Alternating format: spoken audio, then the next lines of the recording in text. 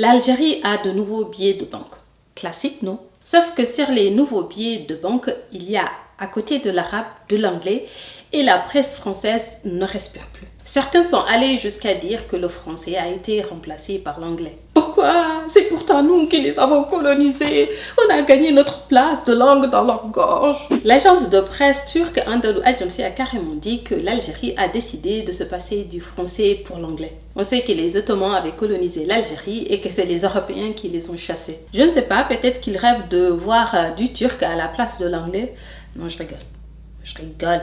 Quoi qu'il en soit, Mélenchon, lui, est en PLS et parle de langue commune. Mélo, il n'y a jamais eu de langue commune. Vous avez forcé les gens à parler vos langues avec la colonisation et la violence, ok? On n'a rien décidé. Il n'y a pas de langue commune. Il y a juste une langue coloniale, qui est le français. On peut dire ce qu'on veut. La gauche et la droite française partagent le même corps, celui des intérêts supérieurs de la France. Période. En fait, le français n'a jamais figuré sur la monnaie algérienne depuis sa création en 1964, ni sur les billets, ni sur les pièces de monnaie. Il n'y a jamais eu que l'arabe. Donc c'est la première fois qu'une autre langue, autre que l'arabe, est inscrite sur un billet de banque algérien. Mélenchon accuse la désastreuse politique de la Macronie et de sa première ministre Borne. Il rajoute que Macron a échoué.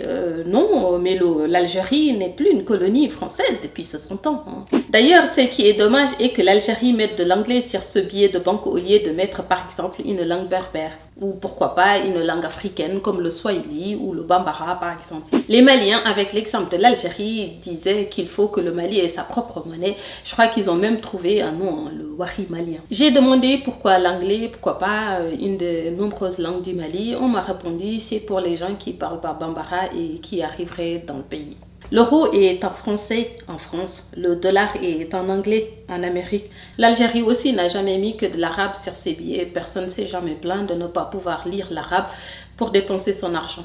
C'est là aussi qu'on s'aperçoit de la limite du panafricanisme de certains Africains. L'idéal du panafricanisme, c'est la création d'une monnaie unique commune. Après, on peut personnaliser pour chaque région, et je dis bien région parce que l'autre but fondamental du panafricanisme, c'est l'État fédéral africain. Gardez cela en tête, la famille. L'État fédéral africain, monnaie commune, armée commune, marché commun. C'est les fondamentaux du panafricanisme. Voilà, dites-moi ce que vous pensez de cette histoire dans les commentaires. Partagez, likez, abonnez-vous. Autre chose aussi, désolé, j'arrive pas à vous répondre tous sur WhatsApp. Mais vos messages de soutien me touchent énormément et je vous en remercie beaucoup. Mais promis, je vais faire une vidéo pour répondre à toutes vos questions. Enfin, certaines questions, ok? Pas à toutes.